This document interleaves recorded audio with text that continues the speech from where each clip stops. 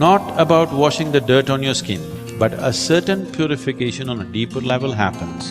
In line with your ears, here, at that point you put little cold water. Once your cellular structure is charged with energy, it will remain youthful for a very, very long time.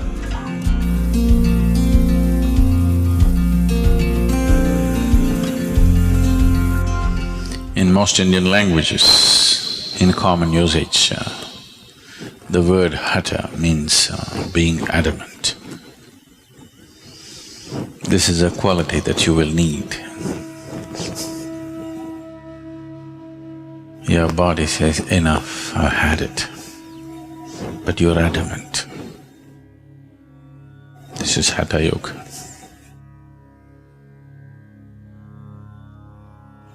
Your mind says, I give up, I can't do this anymore. But you are adamant, you simply do it. So Hatha Yoga is about creating a body which will not be a hurdle in one's life. It will become a stepping stone, but not a hurdle, not a roadblock in one's progress of blossoming into his ultimate possibility.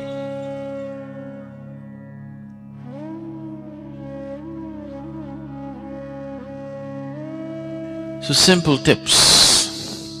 I am not known for giving tips. Bad reputation I have, but simple tips.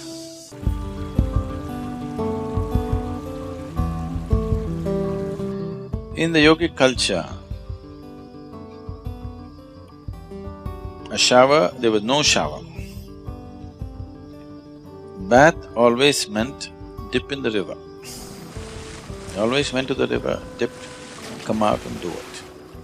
If you do this, your muscles will be good. So, an alternate way of doing it is, usually in our homes, the pail that we use to pour water is this big. At least it has 4 liters of water. If you do this, the whole body, that's it, always… I'm not going to insist on this for the ladies, your hairstyles and everything, but always a bath means the first pail of water is on your head, always. Putting cold water on your body will shift the heat into your brain very rapidly, it should not happen.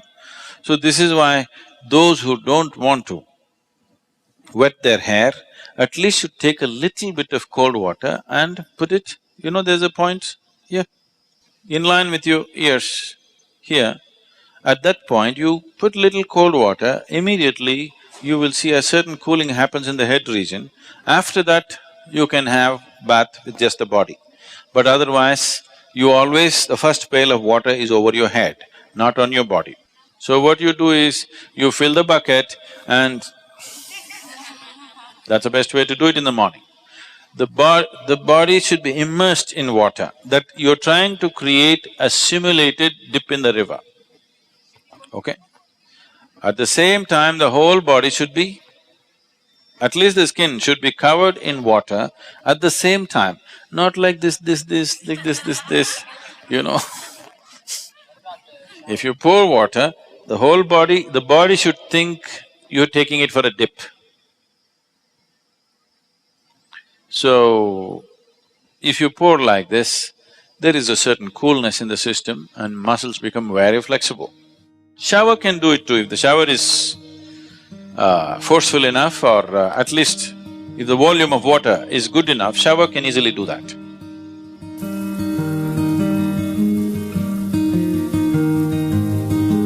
It's always best that we use water which is little cooler than the room temperature.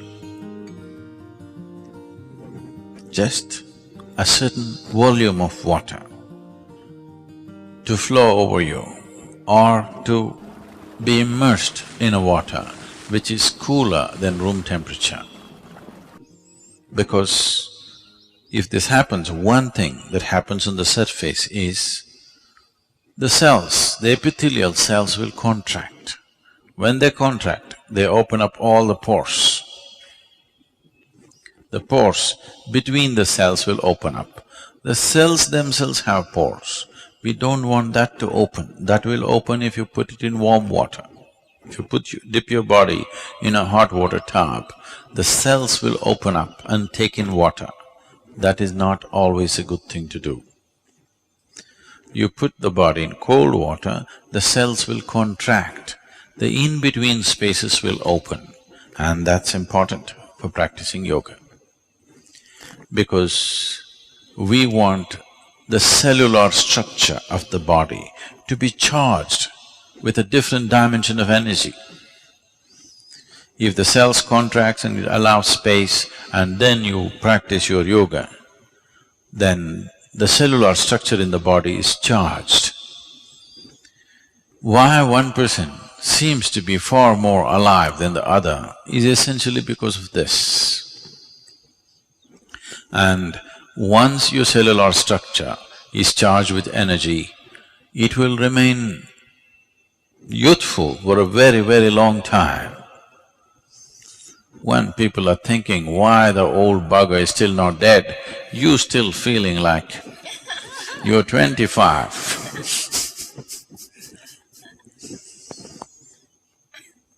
Hatha Yoga is a way to frustrate the world also.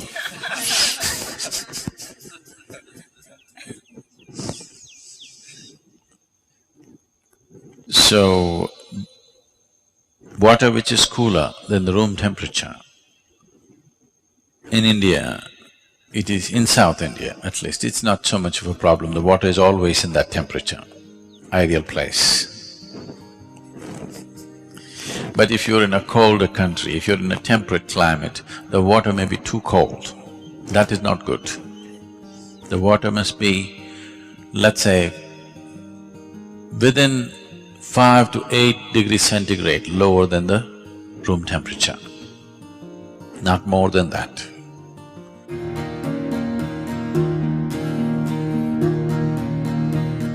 So if you have a tendency to catch cold initially, first couple of weeks, you put a spoon of eucalyptus oil in the water, cold water, and pour it over you.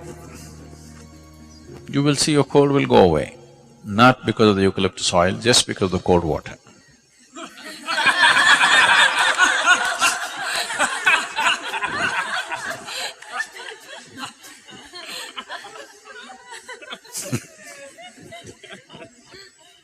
If you have an infection and something else where excess mucus is being generated, that needs to be treated differently. But as I said, the water should be just somewhere 5 to 8 degrees below room temperature, not an excessively cold water, no.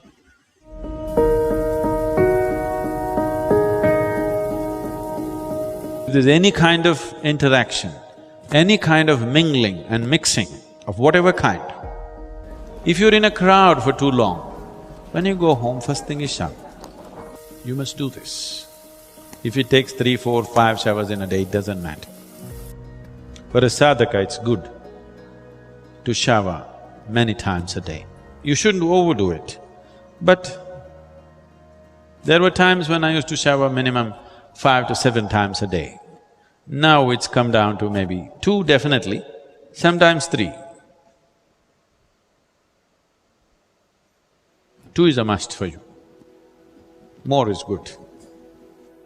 Any kind of physical contact happens with somebody, a period of more than, let's say, 6 minutes, if you're even holding somebody's hand, before you do yoga, it's best that you have a shower. This is not a cleansing thing. We are not trying to clean the body, that's not the point. It's not because somebody is impure, you're trying to clean your body. Yoga is a way of organizing your energies into an individual.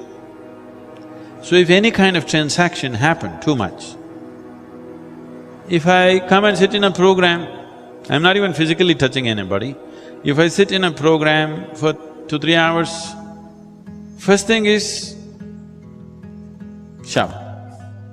Because just the interaction creates a certain amount of… the integrity of your energy becomes little loose. So at any time, First thing when you go home, shower. Shower need not mean soap, shampoo, this, that. A bucket full of water, boom. Just water flowing over, it purifies. How does water purify without washing and scrubbing? Not like that. You know, in nuclear reactors, they're using certain metals, particularly metals like titanium and even platinum and few other things. If they want to purify these metals, they want metals in the purest form. In the normal laboratory process, they can only purify to a certain point, beyond that they're not able to purify. So what they do is, you make a rod of this metal and make another ring. Just move it up and down without touching. Just do this. You will see the metals will get purified. So 72% of your body is water. You just throw water over this, there is a certain purification. Not about washing the dirt on your skin, that is anyway there, that's a different thing. But a certain purification on a deeper level happens, just allowing water to flow over you. Have you seen, suppose you are very tense on a particular day, when you go and stand under the shower, you don't want to come out, you want to just stay there for some time. Those 3 minutes or 5 minutes in the shower hasn't solved any problem in your life, but when you come out, it looks like it's gone. You're like born fresh. Have you noticed this? You feel it's all gone because all that's happening is, this is largely 2/3 of it is water. If just water flows on this, certain things will change.